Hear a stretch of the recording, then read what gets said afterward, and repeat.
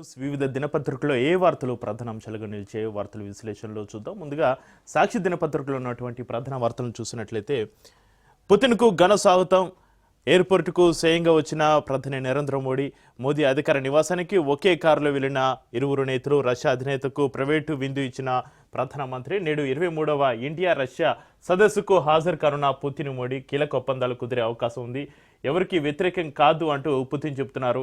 అయితే ఈరోజు ప్రధాన వార్తగా నిలుస్తుంది పుతిన్కు ఘన స్వాగతం అంటూ ఒక వార్త హెడ్లైన్లో నిలిచినటువంటి పరిస్థితి. ఎయిర్పోర్టుకు స్వయంగా వచ్చి ప్రధాని నరేంద్ర మోడీ పుతిన్కి స్వాగతం పలికారు. అయితే ఒక్క భారతదేశమే కాకుండా ప్రపంచ దేశాలను కూడా ఈరోజు ఈ భేటీ పైన చర్చించుకుంటున్నాయి. అయితే భారత పర్యటన కోసం గురువారం రాత్రి ఢిల్లీ చేరుకున్న రష్యా అధ్యక్షుడు పుతిన్ను కారులో తన అధికారిక నివాసానికి తీసుకొల్సిన ప్రధాని మోడీ అయితే ఈరోజు 23వ ఇండియా రష్యా సదస్సుకు పుతిన్ మోడీ వెళ్ళనున్నారు, అక్కడ భేటీ కానున్నారు. ఇక ఈరోజు ఏ అంశాలపైన వారి భేటీ ఉండనుంది, ఏ అంశాలపైన చర్చించే అవకాశం ఉంది, ఏ ఒప్పందాలు కుదిరే అవకాశం ఉందని కూడా చూద్దాం. ఇక సంక్షేమ అభివృద్ధి రెండు కళ్ళు అంటూ కూడా మరో వార్త ప్రధాన వార్తగా నిలుస్తుంది. అయితే ఇవి ముందుకెళ్లాలంటే కేంద్ర రాష్ట్ర ప్రభుత్వాలు కలిసి నడవాలి. ఎన్నికలు వచ్చినప్పుడు రాజకీయాలు ముగిసాక అభివృద్ధి సంక్షేమమే లక్ష్యం. ఆదిలాబాద్ సభలో సీఎం రేవంత్ రెడ్డి ఎలాంటి ఇబ్బందులు లేకుండా 2 ఏళ్ల పాలన సాగించాం, బీఆర్ఎస్ హయాంలో ప్రతిపక్షాలకు మాట్లాడే అవకాశం చిక్కలేదు, ఇప్పుడు అలాంటి పరిస్థితులు లేవు, రానివ్వబోమంటున్న ముఖ్యమంత్రి. ఆదిలాబాద్కు ఎయిర్పోర్టు, యూనివర్సిటీ బాధ్యత తమదేనని వెల్లడి. అయితే ఆదిలాబాద్లో నిర్వహించిన బహిరంగ సభలో నిన్న సీఎం రేవంత్ రెడ్డి పాల్గొన్నారు. దానికి సంబంధించి సంక్షేమ అభివృద్ధి రెండు కళలా భావించి 4 కోట్ల ప్రజల అభ్యున్నతే లక్ష్యంగా పనిచేస్తున్నామని ముఖ్యమంత్రి రేవంత్ రెడ్డి చెప్పారు. వీటిని ముందుకు తీసుకెళ్లాలంటే కేంద్ర రాష్ట్ర ప్రభుత్వాలు కలిసి నడవాలని అన్నారు. ఎన్నికలు వచ్చినప్పుడే రాజకీయాలు ముగిశాక అభివృద్ధి సంక్షేమ కార్యక్రమాలను పేదలకు అందించడమే లక్ష్యమని స్పష్టం చేశారు. ఆదిలాబాద్లో ఎమ్మెల్యే పాయల్ శంకర్, ఎంపీ గోడం నగేష్ బీజేపీ అయినప్పటికీ వారిని కలుపుకొని అభివృద్ధి పథం వైపు నడిపించే ప్రయత్నం చేస్తున్నామని తెలిపారు. 10 ఏళ్ల పాటు బీఆర్ఎస్ ప్రభుత్వం ఉన్నప్పుడు ప్రతిపక్ష నాయకులకు సీఎం సభలో పాల్గొనే మాట్లాడే అవకాశం ఇవ్వలేదని, సెక్రటరీలో వందలాది మంది కూడా ఉన్నారని కూడా చెప్తున్నారు. ఇప్పుడు ప్రతి ఒక్కరికి మాట్లాడే అవకాశం ఇస్తున్నా, గత ప్రభుత్వం మాట్లాడే అవకాశం ఇవ్వలేదు, సమస్యలపైన చర్చించే అవకాశం లేకుండా చేసిందని బీఆర్ఎస్ ప్రభుత్వం అంటూ రేవంత్ రెడ్డి చెప్పడం జరిగింది. ఏదేమైనా కూడా రాజకీయ నాయకులు వస్తుంటారు, వెళ్తుంటారు, వివిధ రకాలుగా వారి విధి విధానాలను, వారి సంక్షేమ పథకాలను చెప్తూ ఉంటారు, వారు చేయబోయి కూడా చెప్తుంటారు. కానీ ప్రజలకు చెప్పేది ఒకటే, సర్పంచ్ ఎలక్షన్స్ దగ్గర పడుతున్నాయి, ఆలోచించుకోవాలి. మన గ్రామానికి ఎవరు మంచి చేస్తారు, ఎవరి వల్ల మన గ్రామం అభివృద్ధి చెందుతుంది అని చర్చించుకొని మీరు ఆ వ్యక్తికి ఓటు వేసి ఎవరి గ్రామాన్ని వాళ్ళు అభివృద్ధి చేసుకోవాల్సిన బాధ్యత మీపైనే ఉంటుంది. ఇక ముఖ్యంగా గ్రామాన్ని వదిలిపెట్టి వృత్తిరీత్యా వివిధ ప్రాంతాల్లో జాబ్ చేసుకుంటూ వ్యాపారాలు చేసుకుంటూ ఉండేవాళ్ళు మీ గ్రామంలో ఎప్పుడు ఎలక్షన్స్ ఉన్నాయి, 1 విడతలో ఉన్నాయా, 2 విడతలో ఉన్నాయా, 3 విడతలో ఉన్నాయో తెలుసుకొని ఆ రోజు సెలవు తీసుకొని మీ గ్రామానికి వెళ్ళి మీ ఓటు హక్కుని వినియోగించుకొని గ్రామ అభివృద్ధిలో మీ తోడ్పాటు అందించాలని కోరుకుంటూ, అయితే ప్రతి ఒక్కరు కూడా ఓటు హక్కుని వినియోగించుకోవాలి. మాకెందుకులే, మీ పట్టణంలో బాగానే ఉన్నాం కదా, మా గ్రామంలో ఎవరు గెలిస్తే ఏంటిలే అని మాత్రం భావించవద్దు. తప్పనిసరిగా మీ గ్రామానికి వెళ్ళండి, తప్పనిసరిగా ఓటు హక్కుని వినియోగించుకోండి. ప్రజలకు మంచి చేసే, గ్రామాన్ని అభివృద్ధి చేసే వ్యక్తిని మాత్రం తప్పకుండా ఓటేసి గెలిపించుకొని మీ గ్రామ అభివృద్ధిలో భాగస్వామ్యం కావాలని కోరుకుంటున్నాం. ఇక గోపనపల్లి పైన నిషేధం పిడుగు. 1800 ఎకరాలను నిషేధిత జాబితాలో చేర్చిన ప్రభుత్వం క్రయ విక్రయాలను నిలిపివేస్తూ సబ్ రిజిస్టర్ కార్యాలయంకు లేక ఆయా భూముల వివరాలు ఐజీఆర్ఎస్ పోర్టల్లో పొందుపరిచిన వైనం. నిషేధిత భూముల్లో పలు ఐటీ కంపెనీలు, హౌసింగ్ సొసైటీలు, కాలనీలు అంటూ గోపనపల్లిలో నిషేధం పిడుగు అంటూ ఒక వార్త కూడా ప్రధాన వార్తగా నిలుస్తుంది. ఇక టొయోటా ప్రారంభించింది రిమెంబర్ డిసెంబర్ క్యాంపెయిన్, ముందనడు లేని ఆఫర్లతో అంటూ ఎంతో ఎదురు చూస్తున్న రిమైండర్ డిసెంబర్ 2025 క్యాంపెయిన్ను టొయోటా వారు మళ్ళీ ప్రారంభించారు. అంతేకాకుండా ఐరైడర్, గ్లాన్జా, టైజర్పై ఎప్పుడూ లేని ఈ ఆఫర్, ఏదో ఇది కమర్షియల్ సంబంధించి యాడ్లాగా ఉంది. ఇక ఇవి సాక్షి దినపత్రికలో మెయిన్ పేపర్లో ఉన్నటువంటి ప్రధాన వార్తలు, హెడ్లైన్స్. ఇక వెలుగు దినపత్రికలో ఏ వార్తలు ప్రధాన అంశాలుగా నిలిచాయి, హెడ్లైన్స్లో ఏమున్నాయో ఒకసారి చూద్దాం. ఇక డిఫెన్స్ డీల్పై ఫోకస్. గురువారం సాయంత్రం ఢిల్లీ సమీపంలోని పాలెం ఎయిర్ ఫోర్స్ స్టేషన్లో రష్యా అధ్యక్షుడు పుతిన్కు స్వాగతం పలుకుతున్న ప్రధాని నరేంద్ర మోడీ అయితే పుతిన్ భారత పర్యటనకు నిన్న రావడం జరిగింది. రష్యా అధ్యక్షుడికి ప్రధాని మోడీ ఘన స్వాగతం. ఢిల్లీ ఎయిర్ ఫోర్స్ స్టేషన్లో షేక్ హ్యాండ్ ఇచ్చి ఆలింగనం. ఒకే కారులో ప్రధాని అధికారిక నివాసానికి నేతలు. పుతిన్కు ప్రైవేటు డిన్నర్తో ఆతిథ్యం. నేడు రాష్ట్రపతి భవన్లో అధికారిక స్వాగతం. హైదరాబాద్ హౌస్ వేదికగా ద్వైపాక్షిక చర్చలు. డిఫెన్స్, ట్రేడ్, ఎనర్జీ రంగాల్లో కుదరనున్న ఒప్పందాలు. సాయంత్రం రాష్ట్రపతి భవన్లో విందు. రాత్రికి రష్యా అధ్యక్షుడు పుతిన్ 2 రోజుల పర్యటనల కోసం గురువారం సాయంత్రం ఇండియాకు వచ్చారు. ఢిల్లీ సమీపంలోని పాలెం ఎయిర్ ఫోర్స్ స్టేషన్లో దిగిన ఆయనకు ప్రధానమంత్రి నరేంద్ర మోడీ స్వయంగా స్వాగతం పలికారు. పుతిన్ను మోడీ ఆత్మీయ ఆలింగనం చేసుకుని షేక్ హ్యాండ్ ఇచ్చారు. అనంతరం ఇద్దరు కలిసి భారత సాంప్రదాయ నృత్యాన్ని తిలకించారు. అక్కడి నుంచి ఒకే కారులో ప్రధాని అధికారిక నివాసానికి చేరుకున్నారు. రాత్రి పుతిన్కు మోడీ ప్రైవేట్ డిన్నర్తో ఆతిథ్యం ఇచ్చారు. ఆ తర్వాత పుతిన్ ఐటీసీ మౌర్య హోటల్ చేరుకుని చాణక్య సూట్లో బస చేశారు. ఇక పుతిన్ పర్యటన నేపథ్యంలో ఢిల్లీ వ్యాప్తంగా గట్టి బందోబస్తు ఏర్పాటు చేశారు. అప్పు చేసినా గెలవాలి. సర్పంచ్ పదవుల కోసం ఇండ్లు, భూములు, బంగారం తాకట్టు. మోస్తరు గ్రామాల్లోనూ 20 లక్షల నుంచి 50 లక్షల దాకా ఖర్చు. ఇక ప్రత్యేక గ్రామాల్లో ₹1 తగ్గేదేలే. పదవిపై మోజు. పలుచోట్ల భారీ ఆదాయ మార్గాలే కారణం. గ్రానైట్, రియల్ ఎస్టేట్, ఇండస్ట్రియల్ ఏరియాలోని పంచాయతీలకు ఫుల్ డిమాండ్. రిజర్వేషన్ పంచాయతీలతో పోలిస్తే జనరల్ గ్రామాల్లో ఎక్కువ జోషు. గెలవాలంటే ప్రలోభాలు తప్పవంటున్న అభ్యర్థులు. ఇలా షెడ్యూల్ రాగానే అలా దావతులు షురు. ప్రచారం పంపకాలతో కలిపి ఒకే అభ్యర్థి ఖర్చు తడిసి మోపిడవుతున్నాయి. ఇక గ్రామాల్లో మళ్ళొకసారి మనం చర్చించుకోవాల్సిన అవసరం. ఇక్కడ ఎన్నికలు వెరీ కాస్ట్లీ. రంగారెడ్డి జిల్లాలోని ఒక గ్రామం మీదుగా కొత్త హైవే నిర్మాణం జరుగుతుండడంతో ఒక్కసారిగా భూముల రేట్లు పెరిగాయి. ప్రస్తుతం రియల్ ఎస్టేట్కు హాట్స్పాట్గా మారిన ఈ గ్రామంలో తొలి విడతలో పోలింగ్ జరగనుంది.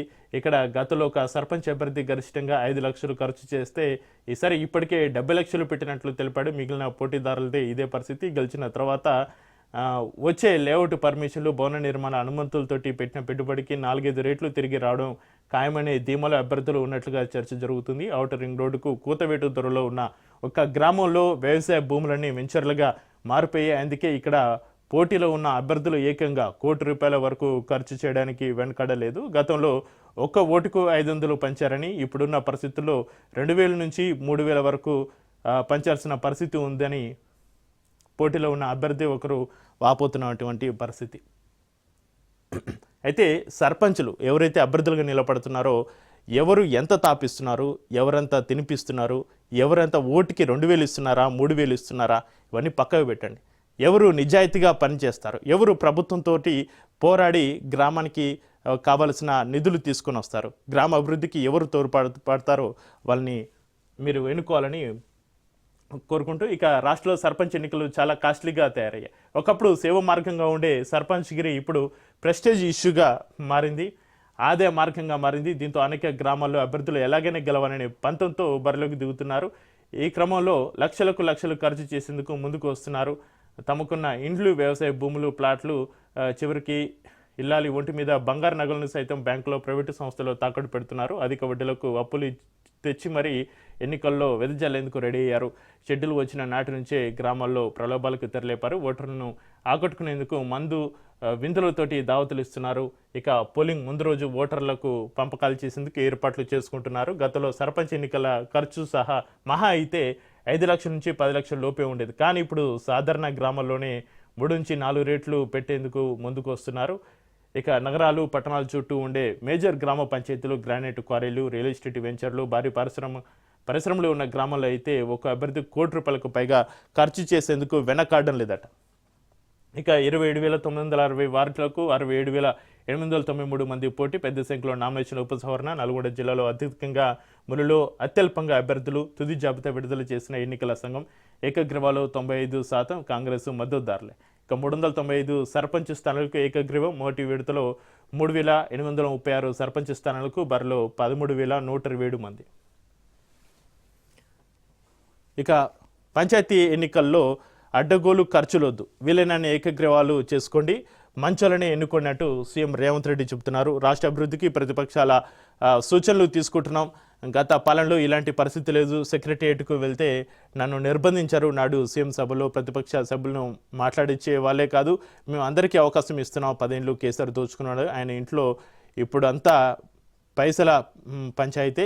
ప్రాణహిత ప్రాజెక్టును పూర్తి చేస్తే ఉమ్మడి ఆదిలాబాద్ జిల్లాకు నీళ్ళిస్తాం, ఏడాదిలో ఎయిర్పోర్టు పనులు షురు, త్వరలో 40,000 ఉద్యోగాల భర్తీ, నిరుద్యోగులకు ప్రిపేర్ కావాలని సూచన. ఆదిలాబాద్లో ప్రజాపాలన విజయోత్సవ సభలో సీఎం రేవంత్ రెడ్డి పాల్గొని మాట్లాడడం జరిగింది. ఇక పంచాయతీ ఎన్నికల్లో అడ్డగోలు ఖర్చులు వద్దని, వీలంతగా ఏకగ్రీవాలు అయ్యేలా చేసుకోవాలని సీఎం రేవంత్ రెడ్డి సూచిస్తున్నారు. ఎక్కువగా ఖర్చులు పెట్టి డబ్బులు వృధా చేసుకోవద్దు, మళ్ళీ ఆ డబ్బు తిరిగి రాదు.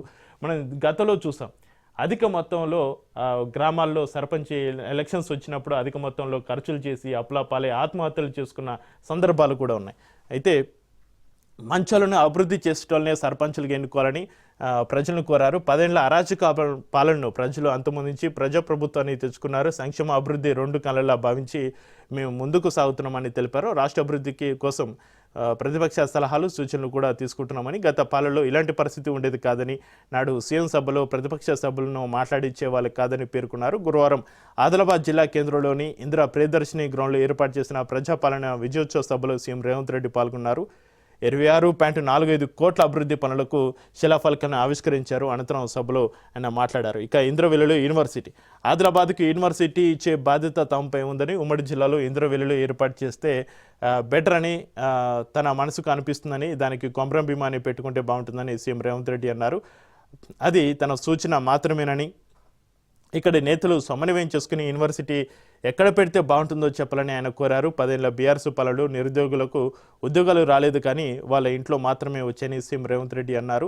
తమ అధికారంలోకి వచ్చాక మొదటి ఏడాదిలోనే 61,000 మందికి నియామక పత్రాలు ఇచ్చామని, త్వరలో 40,000 ఉద్యోగాలకు నోటిఫికేషన్లు ఇస్తామని ఆయన తెలిపారు. ఇక అఖండ 2 టికెట్ ధర పెంపునకు ప్రభుత్వం అనుమతి, పెంపు ఆదాయంలో 20% మూవీ ఆర్టిస్ట్ వెల్ఫేర్కు జమ చేయాలని షరతు. మద్రాస్ హైకోర్టు ఆదేశాలతోటి సినిమా రిలీజ్కు తాత్కాలిక బ్రేక్ అంటూ వార్తలు కూడా అఖండ 2 సినిమాకు సంబంధించి కూడా మనం ఇక్కడ బ్రేకింగ్ వార్తకు సంబంధించి మనం ఇక్కడ వార్త ఉంది. అయితే అఖండ 2 సినిమా ప్రీమియర్ షోలు కూడా ఈరోజు క్యాన్సిల్ చేసి ఆ వెంటనే సినిమా డేట్ను కూడా వాయిదా వేసినట్టుగా తెలుస్తుంది. ఈరోజు సినిమా రిలీజ్ అవ్వాల్సి ఉండే, కానీ అనివార్య కారణాలతోటి ఈ సినిమాను వాయిదా వేస్తున్నాం, మళ్ళీ రిలీజ్ డేట్ని మళ్ళీ ప్రకటిస్తామని కూడా 14 రిలీజ్ సంస్థ ఈ సినిమా ప్రొడ్యూసర్స్ తెలపడం జరిగింది, ట్వీట్ చేయడం జరిగింది. అయితే ఆ అనివార్య కారణాలు ఏంటో మరి ఈరోజు ప్రొడ్యూసర్స్ చెప్పే అవకాశం ఉంది. అయితే బాలయ్య బాబు ఫ్యాన్స్కి మాత్రం ఇది నిరాశనే చెప్పాలి. ఇక సింగరేణి కార్మికుల పెన్షన్ 10,000కు పెంచాలి. లోక్సభలో ఎంపీ గడ్డం వంశీకృష్ణ సింగరేణి కార్మికుల సమస్యలు ప్రస్తావించిన పెద్దపల్లి ఎంపీ, అరకొర పింఛన్లతోటి కార్మికులు అవస్థలు పడుతున్నారు, కాక 30 ఏళ్ల కింద ప్రవేశపెట్టిన పింఛన్లే ప్రస్తుతం ఉన్నాయని వెల్లడి. ఇక కోతుల సమస్య ఏ శాఖ కిందకు వస్తుంది? లోక్సభలో ప్రస్తావించిన ఎంపీ కొండ విశ్వేశ్వరరెడ్డి, వాటిని నివారించేందుకు చర్యలు చేపట్టాలని కేంద్రానికి విజ్ఞప్తి. పంటలు నాశనం అవుతున్నాయని ఆవేదన. వికారాబాద్ జిల్లా రైతుల పరిస్థితిని వివరించిన ఎంపీ, బాధ్యత వహించేందుకు నోడల్ మినిస్ట్రీని కేటాయించాలని వారు వినతి చేయడం జరిగింది. కోతుల సమస్య ఏ శాఖ కిందకు వస్తుందంటూ హెడ్లైన్లో ఈ వార్త ప్రధాన వార్తగా నిలుస్తుంది. లోక్సభలో విశ్వేశ్వరరెడ్డి మాట్లాడినటువంటి వ్యాఖ్యలు. ఇక పన్ను ఎగుమతిదారులపై కొరడ, ప్రత్యేకంగా audit and enforcement wing, data analysis wing, ప్రభుత్వానికి వాణిజ్య పన్నుల శాఖ ఉన్నతాధికారుల ప్రతిపాదనలు. టాప్ 200 డీలర్లను ఎంపిక చేసి ఆడిట్ అండ్ ఎన్ఫోర్స్మెంట్ వింగ్తో నిఘా, రిటర్న్ల స్క్రూటీని, ఆడిట్లో ఆకస్మిక తనిఖీలు, అక్రమాలకు సాంకేతికతతోటి గుర్తించేందుకు డేటా అనాలిసిస్ వింగ్, 10 కోట్లకు మించిన రీఫండ్ క్లెయిమ్ల విశ్లేషణకు రీఫండ్ వింగ్, కొత్తగా శంషాబాద్, గచ్చిబౌలి, సంగారెడ్డి డివిజన్లు. అయితే రాష్ట్ర ఆదాయానికి గండి కొడుతున్న పన్ను ఎగువేతదారుల భరతం పట్టడం కోసం వాణిజ్య పన్నుల శాఖను బలోపేతం చేసేందుకు ఆ శాఖ ఉన్నతాధికారులు కీలక ప్రతిపాదనలు సిద్ధం చేశారు. ప్రత్యేకంగా audit and enforcement wing, data analysis వింగ్ను ఏర్పాటు చేయాలని ప్రభుత్వానికి సూచించారు. ముఖ్యంగా రియల్ ఎస్టేట్, ఫార్మాస్యూటికల్స్ వంటి అధిక ఆదాయం ఉండే రంగాలపైన ప్రత్యేక బృందాలతోటి ఆడిట్ అండ్ ఎన్ఫోర్స్మెంట్ వింగ్ నిఘా పెట్టనుందని తెలుస్తుంది. ఇక ఇండిగో ఆగమాగం, 300 విమానాలు రద్దు, పైలట్ల కొరతతోటి సతమతం. హైదరాబాద్ నుంచి 68 ఫ్లైట్లు క్యాన్సిల్ అయినాయంట. ఇక లక్షల మందికి తిప్పలు. వివరణ కోరిన డీజీసీఏ, భారీగా పెరిగిన టికెట్ల ధరలు. ఎందుకు ఇండిగోలో సమస్యలు తలెత్తుతున్నాయో అర్థం కావడం పరిస్థితి. ఇక 40 స్టాల్స్ తోటి భారీ ఎగ్జిబిషన్ తెలంగాణ రైజింగ్లో. IT, pharma, sports, real estate తోటి పాటు ప్రభుత్వ శాఖలకు కూడా స్టాల్స్ అంటూ ఒక వార్త ప్రధాన వార్తగా నిలుస్తుంది. ఇవి వెలుగు దినపత్రికలో ఉన్నటువంటి ప్రధాన వార్తలు. ఇంకా నమస్తే తెలంగాణలో ఏ వార్తలు ప్రధాన వార్తలుగా నిలుస్తున్నాయి, హెడ్లైన్స్ ఒకసారి చూద్దాం.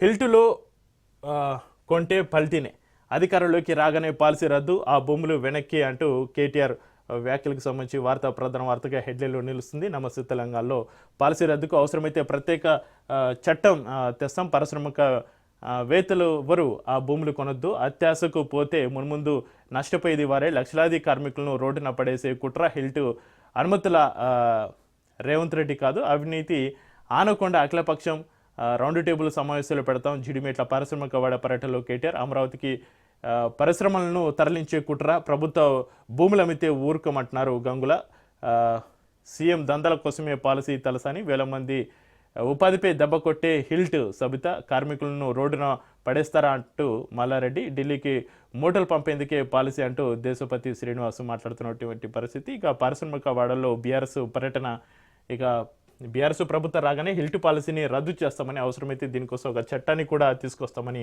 బీఆర్ఎస్ వర్కింగ్ ప్రెసిడెంట్ కేటీఆర్ ప్రకటించారు. ముఖ్యమంత్రి రేవంత్ రెడ్డి సాగిస్తున్న ఈ భూ కుంభకణంలో భాగస్వాములు కావద్దని పారిశ్రామికవేత్తలకి ఆయన విజ్ఞప్తి చేశారు. ఇక జిడ్మేట ప్రాంతంలో గజానికి మార్కెట్ ధర 1,00,000 ఉన్నది, కానీ ప్రభుత్వం కేవలం 4,000కే పూర్తిగా ప్రైవేటు వ్యక్తులకు కట్టబెడతామని చెబుతున్నది. ఇదే కాంగ్రెస్ పార్టీ చేస్తున్న కుంభకోణానికి నిదర్శనం. ప్రభుత్వం చేస్తున్న భూదోపిడిని కార్మిక సంఘాలు అడ్డుకోవాలి, బీఆర్ఎస్ పోరాటానికి మద్దతుగా వచ్చి వేలాది ఎకరాల భూముల్ని కాపాడుకోవాలని కేటీఆర్ చెబుతున్నటువంటి పరిస్థితి.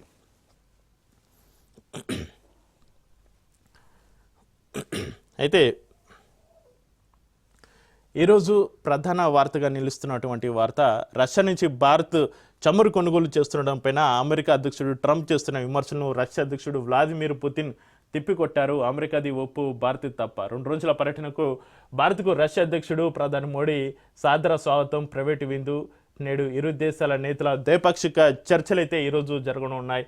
అయితే మన ఒక భారతదేశమే కాకుండా ప్రపంచ దేశాలు మొత్తం కూడా నేడు ఇరు దేశాల నేతల ద్వైపాక్షిక చర్చలపైన దృష్టి పెట్టాయి. అయితే రష్యా నుంచి అమెరికా యురేనియం కొనుగోలు, మరి భారత ఆయిల్ కొనుగోలు చేస్తే తప్పేంటి, భారత రష్యా మైత్రి ఏ దేశానికి వ్యతిరేకం కాదు. ఇండియా టుడే ప్రత్యేక ఇంటర్వ్యూలో పుతిన్ పాల్గొన్నటువంటి పరిస్థితి. అయితే రష్యా నుంచి భారత చమురు కొనుగోలు చేస్తుండడం పైన అమెరికా అధ్యక్షుడు ట్రంప్ చేస్తున్న విమర్శలను రష్యా అధ్యక్షుడు వ్లాదిమిర్ పుతిన్ తిప్పుకొట్టారు. అమెరికా ద్వంద్వ నీతిని ఎండగట్టారు. తమ అణు రియాక్టర్ల కోసం రష్యా నుంచి అమెరికా యురేనియం కొనుగోలు చేస్తున్నదని పేర్కొన్న ఆయన, భారత ఆయిల్ కొనుగోలు చేస్తుంటే మాత్రం అమెరికా ఆంక్షలు విధిస్తున్నదని తప్పుపెట్టారు. 2 రోజుల పర్యటన కోసం గురువారం భారత్కు వచ్చిన ఆయన ఇండియా టుడేకు ప్రత్యేక ఇంటర్వ్యూ ఇచ్చారు. రష్యా నుంచి కొనుగోలు చేసే హక్కు అమెరికాకు ఉన్నప్పుడు భారత్ కూడా అదే హక్కు ఉంటుంది కదా అని అన్నారు.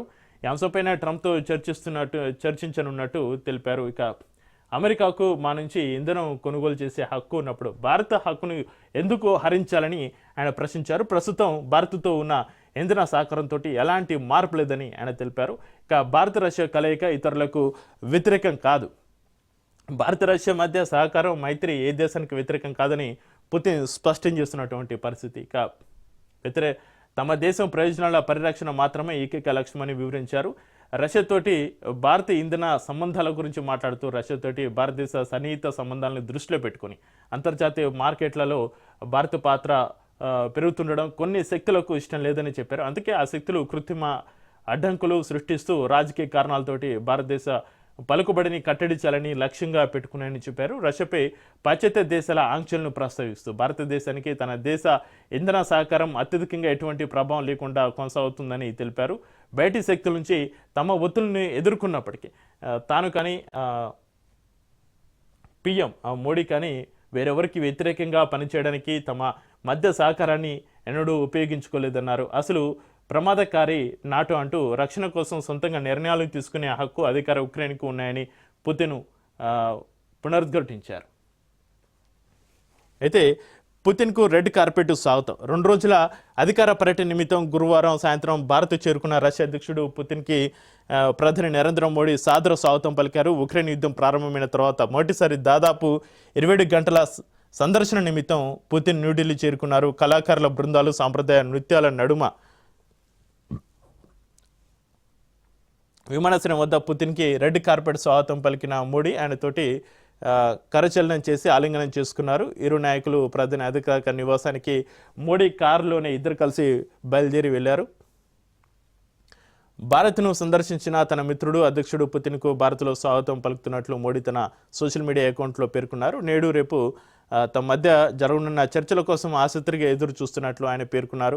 భారత రష్యా మైత్రి దీర్ఘకాలికంగా కొనసాగుతుంది. ఇది భారత ప్రజలకు గొప్ప ప్రయోజనాలు చేకూర్చిందని ఆయన తెలిపారు. గత ఏడాది జూలైలో మాస్కోలో తన పర్యటన సందర్భంగా పుతిన్ ఇచ్చిన ఆతిథ్యానికి ప్రతిగా ప్రధాని మోడీ ఆయనకు తన నివాసంలో ప్రైవేట్ విందు ఇచ్చారు. శుక్రవారం జరగనున్న 23వ భారత రష్యా శిఖరాగ్ర చర్చలకు అనుకూలమైన వాతావరణాన్ని ఈ విందు సమావేశం ఏర్పరచగలదని అధికార వర్గాలు ఆశిస్తున్నాయి. ఇక భారత్ రష్యా రక్షణ వాణిజ్య బంధాన్ని మరింత బలోపేతం చేయడం, మాడ్యులర్ రియాక్టర్లో పరస్పర సహకారం వంటి కీలక అంశాలు శుక్రవారం నాటి ద్వైపాక్షిక చర్చల్లో ప్రధానంగా చర్చించే అవకాశం ఉంది. ఇక భారత్ అమెరికా మధ్య సంబంధాలు తీవ్రంగా దెబ్బతిన్న నేపథ్యంలో పుతిన్ భారత పర్యటన అత్యంత ప్రాధాన్యతను సంతరించుకుంది. ద్వైపాక్షిక సమావేశంలో భారత రష్యా అనేక ఒప్పందాలను కుదుర్చుకునే అవకాశం ఉంది. శుక్రవారం రాజ్ఘాట్ని సందర్శించి మహాత్మా గాంధీ స్మారకానికి నివాళులు అర్పించడానికి ముందు రాష్ట్రపతి భవన్ వద్ద పుతిన్ త్రివిధ దళాల నుంచి గౌరవ వందనాన్ని స్వీకరిస్తారు. అనంతరం సదస్సుకు వేదికైన హైదరాబాద్ హౌస్లో ఇద్దరు నాయకులు వారి ప్రతినిధులతోటి కలిసి అంశాల వారిగా చర్చలు ప్రారంభిస్తారు. సాయంత్రం భారత్ మండపంలో federation of Indian chambers of commerce and industry రోజు కాంగ్రెస్ సంయుక్తంగా నిర్వహించే వ్యాపార సదస్సులో మోడీ పుతిన్ పాల్గొంటారు. అనంతరం తన గౌరవార్థం రాష్ట్రపతి ద్రౌపది ముర్ము ఇచ్చే ప్రభుత్వ విందులో కూడా పుతిన్ పాల్గొంటారు. శుక్రవారం రాత్రి 9 గంటల ప్రాంతంలో పుతిన్ మాస్కో బయలుదేరే అవకాశాలు అయితే కనిపిస్తున్నాయి. ఇక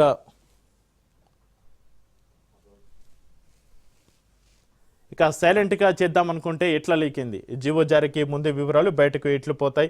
హిల్ట్పై కేబినెట్ వివరాలు లీక్ పైన ప్రభుత్వం ఆందోళన, అనుమానం ఈ ఇద్దరిపైనే ఇప్పటికే విజిలెన్స్ విచారణకు రేవంత్ సర్కారు ఆదేశం. సీఎంఓ ఐటీ వింగ్లో ఎంక్వైరీ, భారీ కుంభకోణ ఆరోపణలో ప్రభుత్వ పెద్దలు ఉక్కిరిబిక్కిరి అవుతున్నారంటూ సైలెంట్గా చేద్దామనుకుంటే ఎట్లా లీకిందంటూ ప్రభుత్వం మదన పడుతుందంటే ఒక వార్త నమస్తే తెలంగాణలో ప్రధాన వార్తగా ఇందులో నమస్తే తెలంగాణ చూడొచ్చు. ఇక హిల్టులో కొంటే పల్టీనే, అధికారంలోకి రాగానే పాలసీ రద్దు, ఆ భూములు వెనక్కి అంటూ కేటీఆర్ చెబుతున్నారు. ఇందాక మనం వార్త చూసినట్టుగా పత్తి కొనుగోలులో అవకతవకలు నిజమే, అక్రమాలను నిగ్గుదెల్చిన విజిలెన్స్ విభాగం దర్యాప్తు, మార్కెటింగ్ కార్యదర్శులు, ఏవీఓలు, ఏఈఓల భాగస్వామ్యం, విజిలెన్స్ నివేదిక ఆధారంగా మిగతా మార్కెట్లో విచారణ అంటూ అయితే ప్రభుత్వ కొనుగోలు కేంద్రాల్లోని మొక్కలు కొనకపోవడానికి నిరసిస్తూ గద్వాల జిల్లా ఆలంపూర్ చౌరస్సులో మార్కెట్ యార్డుకు తాళం వేసిన రైతులు అంటే ఒక వార్త ప్రధాన వార్తగా నిలుస్తుంది. ఇక వీడియో జర్నలిస్టు దామోదర్ హటన్ మరణం, విధులు నిర్వహిస్తూ కుప్పకూలి అనారోగ్యానికి గురై వారు దవాఖాన చికిత్స పొందుతూ మృతి చెందిన వార్త ప్రధాన వార్తగా నిలుస్తుంది. ఆగమవుతున్న అరావళి కేంద్రం తాజా నిర్ణయంతో పర్వతాలకు పెనుముప్పు, 100 మీటర్ల రూల్ తోటి మైనింగ్కు తలుపులు బార్లాయి, 90% పర్వతాలు నాశనం అవుతాయని నిపుణుల ఆందోళన అంటూ ఒక వార్త. ఇవి నమస్తే తెలంగాణలో ఉన్నటువంటి వార్తలు. ఇవి ఈరోజు వివిధ దినపత్రికలో ఉన్నటువంటి వార్తలు. ఇది ఈరోజు వార్తా విశ్లేషణలు చూస్తున్నానండి రాష్ట్రం.